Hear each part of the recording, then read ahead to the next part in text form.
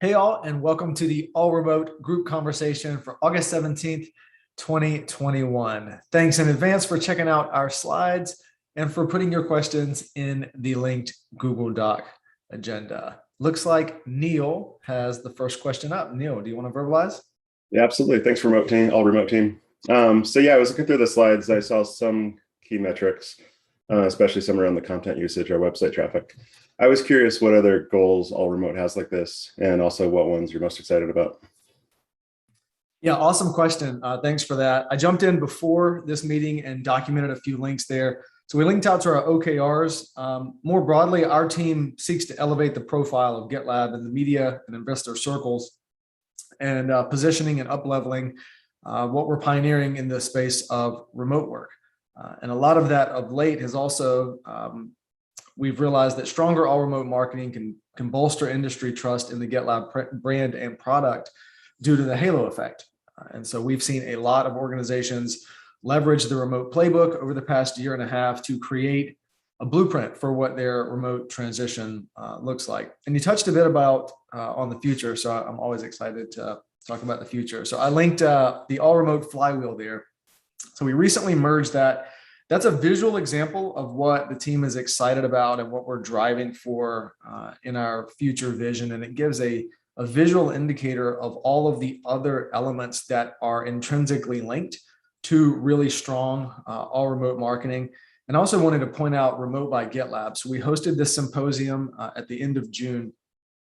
And it's really an incredible feat. If you look at the speaker lineup that came to that, not all of those teams are all remote, and some of them have no intentions of going all remote. But we have worked really hard to foster an amazing community and a safe environment where these leaders feel comfortable sharing their journey and learning from other people along the remote spectrum on our stage. That is incredibly difficult to accomplish, and it kind of speaks to the foundation that was built before our team was formed and what we've done since we were formed in July of 19. Betsy or Jessica, anything to add on that?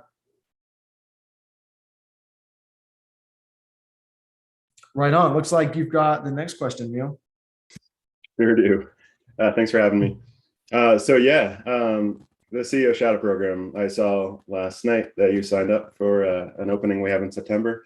It's going to be your second time. That's amazing. So congrats and thanks for doing that. I know you really enjoyed it. I've heard you speak really fondly of it in recordings and other sessions and over Slack. I was curious, and I know when you joined last year, it was like right in the middle of the pandemic. But what are some highlights that really drove forward all remote? And as you go into this new round, I'm sure that's top of mind for you. I know it's career development focus as well. What's on your mind? Thanks for that. By the way, thanks for being a shadow this week. I hope you're enjoying it. It's an awesome experience. Yes, so the first rotation was in May of 2020, and it was right when the world was really accepting that COVID had fundamentally changed how we were working. So COVID had already swept the globe, but it really felt like that was the moment where there was this initial acknowledgement of, we really aren't going to put this genie back in the bottle. This really is going to fundamentally shift how things work.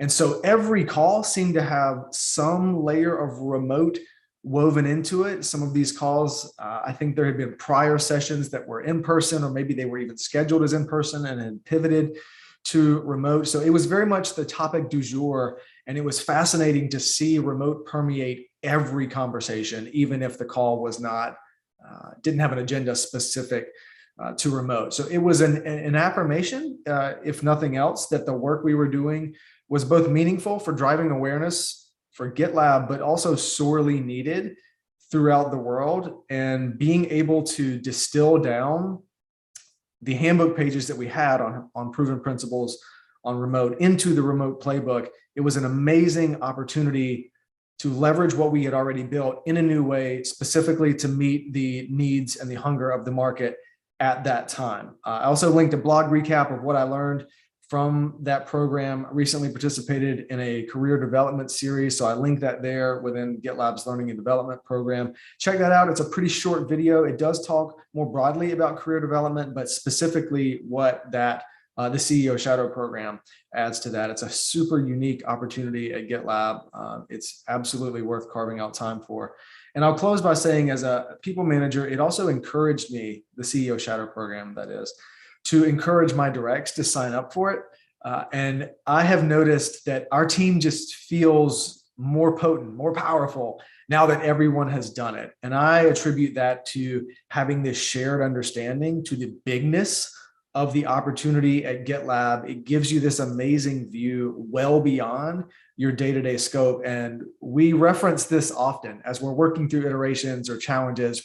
We oftentimes think back to a moment or something that we learned. It kind of reminds us that things are bigger than what you may assume. So if you're a people manager listening to this, try to get your whole team through it. Really, it's a super unique opportunity and one that's worth taking advantage of. And I'll add that it's more available than it seems as well. I hesitated last year because I thought, oh, there's an opening. Oh no, it's been taken. But no, there's a lot of opportunity. We have one in September still available for those looking into it.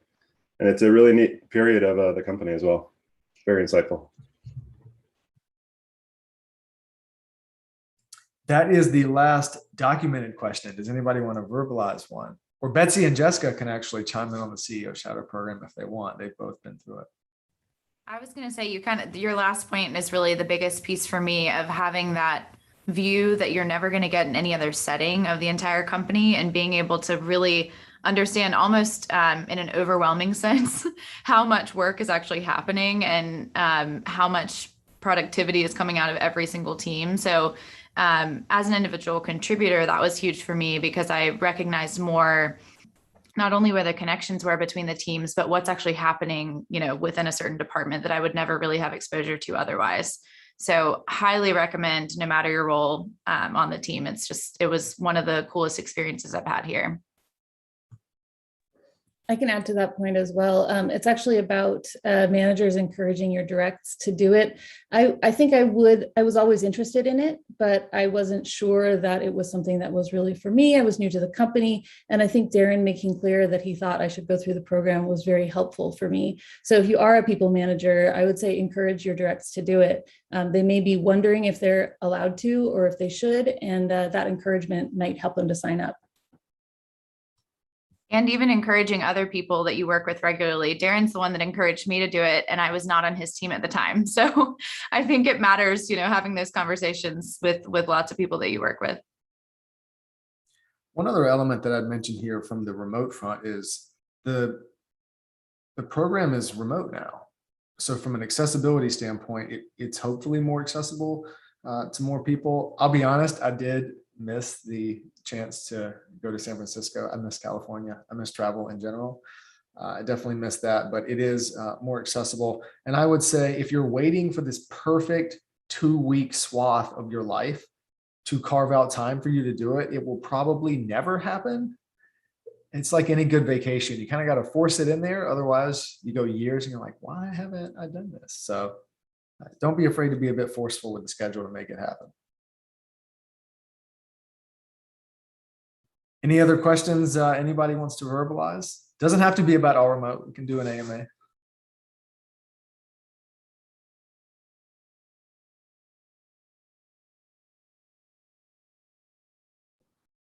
Since we have more time, maybe we could use this as an opportunity for people to give us some feedback. I'd love to hear suggestions on what the remote team can do for your team. We've got some interesting folks here on the call, and I'd love to hear how are we helping? How can we help?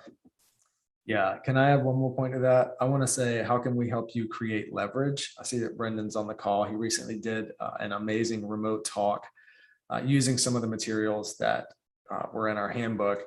And I love seeing that. That is part of our goal, to be the highest leverage function of the entire company. I want to create 1,300 heads of remote. We want people armed and equipped to talk about this boldly and authentically. So whatever we can do to help your teams create leverage, let us know. Thanks for that question, Jessica. I have a question I haven't typed in yet. A while ago, Darren, you and I talked a little bit about kind of actually creating consulting and training programs for our customers, right? And I think the answer then was, we're not quite ready to really jump into that, right? We were publishing a lot of great material, free and open source to everybody, and that was pretty good. But what if a customer came and said, man, you guys are just nailing it. Can you come in and train us, teach us to do this? Is that on your radar? Is that in the future? And if it was in your deck that I haven't opened yet, I'm sorry. No, all good. Definitely on the radar. We do have a process for doing selective AMAs. These are 25, 50-minute sessions where we will strategically come in. And this is after an account lead will share our assets, all of the things that you can read. We can share more textually than would take us months to deliver verbally. So once we start there, we do have a process for supporting those. Anything more in depth still on the horizon? We have a few conversations going with folks that their core competency is around that. I think Coursera is a great example.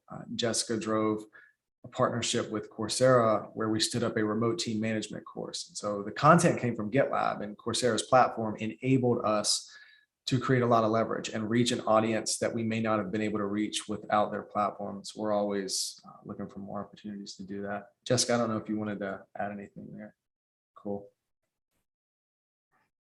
And by the way, you've done a couple for me and they've been awesome and really brought us closer to customers and accelerated sales. So for all the account managers out there, take advantage of it if you can. I think it's great. They really appreciate the help. It's not us selling something, it's us truly partnering with the customers. So that was great. Thanks for that, Brad. I just want to mention one thing on that last point. It really is core to our goal to provide value first instead of asking for something first. And this is kind of content marketing 101. But if you deliver incredible amounts of value to a community without the expectation of anything back in return, that is really where you build amazing relationships that can pay long-term dividends.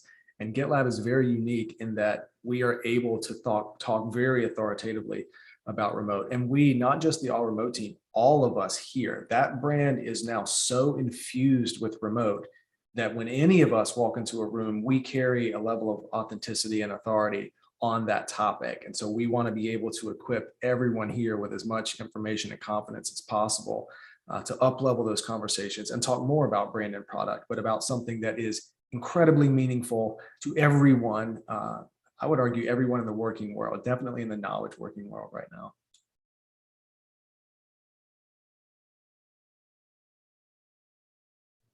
Nuritzi, anything you want to verbalize on 3C? Yeah, so that's actually a question. I think people just started asking questions under the what can I do to help? So I've been talking a lot about community handbooks, which are essentially, for those of you unfamiliar with the notion, are specifically designed for open source communities. And right now, a lot of people use wikis to have some information for new contributors and things like that. But I'm advocating to take more of GitLab's model and to really make sure that the handbook is process oriented in order to enable diverse and remote teams. And so people are really excited about this topic. I think that, again, my hope is that we'll evolve, like the community handbooks will evolve into something more like the GitLab handbook. And so everybody's wondering, how do you even begin a handbook? Like, how do you get that started?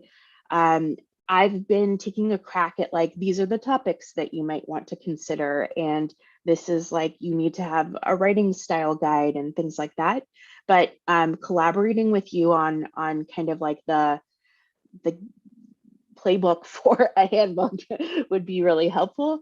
And then specifically, I've been getting a lot of questions from the open source community around enabling diversity in terms of what specific language do you add? What kind of things do we include to make it easier for people with disabilities? All of that. So if you have any ideas off the top of your head or places that you've already documented some of that, that'd be super helpful. And if not, I'd love to collaborate with y'all on this.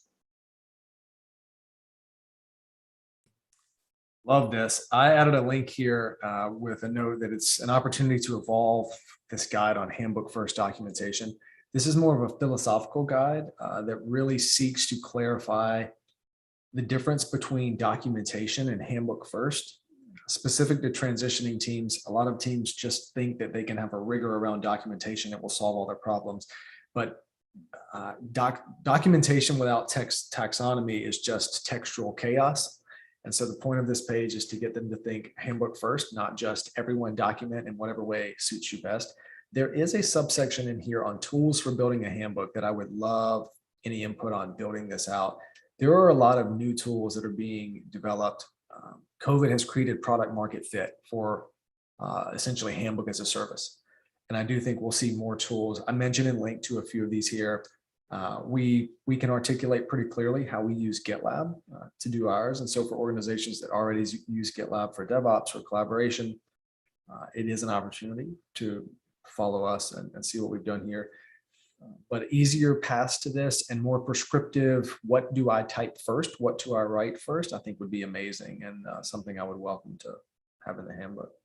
Awesome. Yes, this tools thing is definitely one of the aspects. And again, the community that I'm involved with is more interested in open source tools that enable this. So maybe we can add to this list as well. So we'll definitely touch base with you later to collaborate. Thank you. Yeah, I just want to jump in quickly on that and say, Nuritzi, I see the opportunity that you're outlining there, and that's a great opportunity. So please do consult with us. Let's work on it. Thank you. Christina, you have 5. Yeah, sure. Thanks for the great opening, Jessica. So I'm really interested in the idea that all remote opens up career opportunities for entire populations, especially underrepresented and underestimated people who may not be able to move to a new location for all kinds of reasons. And these populations may never even have thought that working in tech was an option because previously, right, we're always thinking, I have to live here, I can't move. What are my career opportunities here where I am? And moving takes so much, capital and knowledge and experience, and you lose your network. And there's just so many challenges to relocation. And I'm a geographer at heart, so there's a lot of research done on this from the geographic perspective. So this is just a really cool intersection of kind of all of these worlds together. And I think there's a ton here for with regards to thought leadership and education and career development for these kind of populations and increasing diversity in tech. Just an idea for now, just throwing it out there, especially as we kind of collaborate with some of the nonprofits that we've recently donated to, and just kind of starting to kind of think about this topic bubbling up. It might be something cool to work on together for a future quarter. Yeah, I'll jump in. There are a lot of people working on this from sort of a marketing perspective. And a lot of people talking about how great the opportunities are, but to build something meaningful is a lot of effort, right? So I see definitely the opportunity to work with nonprofits who are doing this already and to help enable them with the tools that they need to build these pathways. I think that's probably the smartest way to think about it. And otherwise, we're just saying that it's great and we're not really directly solving the blocks.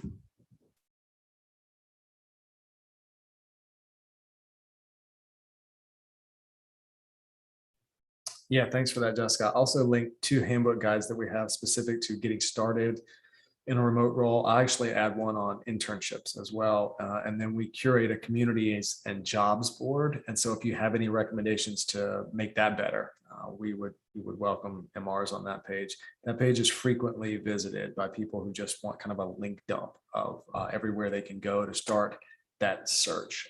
But anything that we can do to get that link in front of underrepresented or underestimated people is always welcome. Michael, you have 6. Yeah, thanks. So I'm just curious, how do you see the Delta variant impacting everyone's kind of back to office plans? And if you think that that's going to open up more companies being willing to adopt all remote or remote first, or anything you're hearing there trend wise, because it does look like it's going to be a similar winter probably to last year. Yeah, great question. So here's what I'm seeing right now. There were certain companies who essentially turned a blind eye to this and were just clinging to this impending hope that they could snap back to the office. So they had people working remotely for the past year and a half, but didn't put any effort or rigor into converting their office first workflows and procedures to remote first, because they always anticipated being able to come back.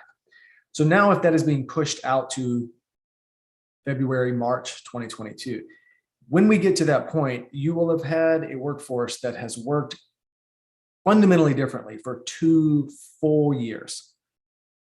2 full years of people's habits being fundamentally changed, 2 full years of seeing their family evolve and grow, being there more, being able to be in their community more.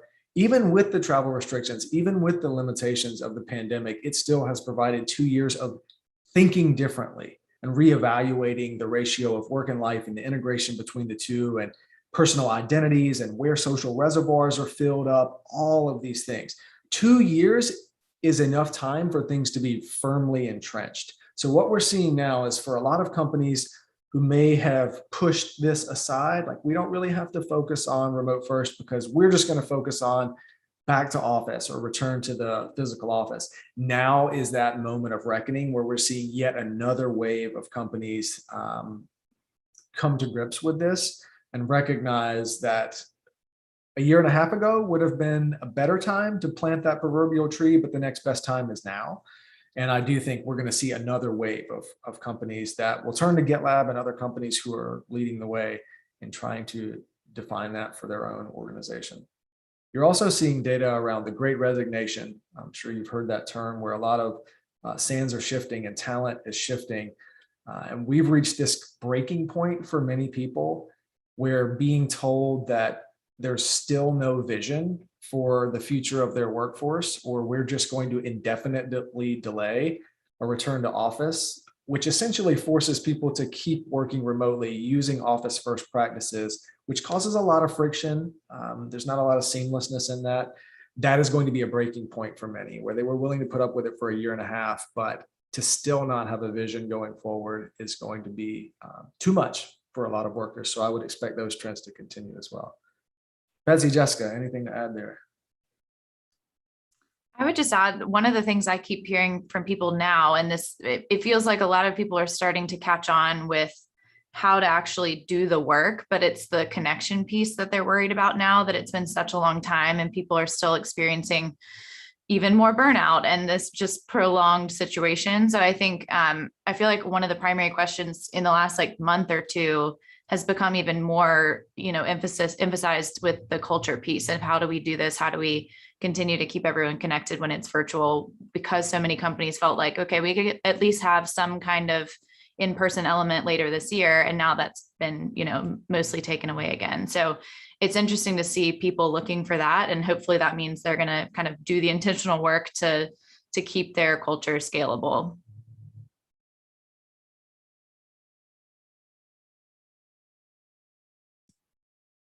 Thank you both. Those are great answers. And that's kind of what I was expecting to hear. But yeah, I do think we're at that inflection point where, okay, we can't keep kicking that can down the road.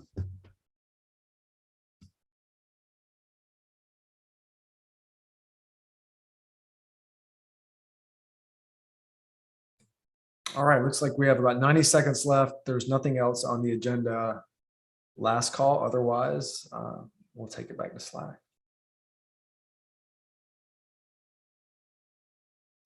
Awesome. Well, thank you all so very much for making time to join us today. We appreciate your